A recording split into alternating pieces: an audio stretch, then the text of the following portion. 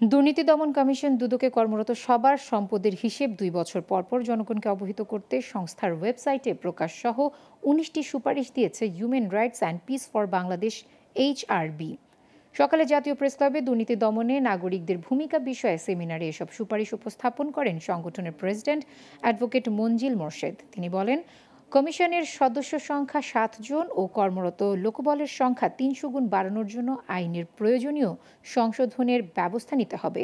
দুদকের chairman, commissioner ও কর্মকর্তাদের নির্দলীয় মনোভাব, সাহসী ব্যক্তিত্ব এবং দুর্নীতি থেকে দুর্নীতি দমনে ভূমিকা রাখার ব্যবস্থা করতে হবে।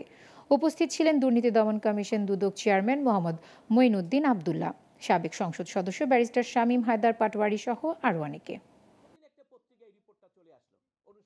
সরকারি টাকা নিয়ে যায়, তার প্রতি যদি ব্যবস্থা না হয় তাহলে তখন জনগণ মনে করে যে এরা মনে হয় প্রতিষ্ঠানগত ব্যর্থ হয়ে যায়। কাজে আমি আহ্বান জানাবো, ওনাদের যতই আইনি সীমাবদ্ধ থাকুক, ওনার টার্মে উনি যেন এইরকম প্রভাবশালী কিছু ব্যক্তিদেরকে দুর্নীতির অভিযোগে আইনের আওতায় এনে এটি যেন উনি চলে যান, তাহলে মানুষ মনে করবে যে ওনার আমলে এই বড় বড় দুর্নীতিবাজরা আইনে এসেছে।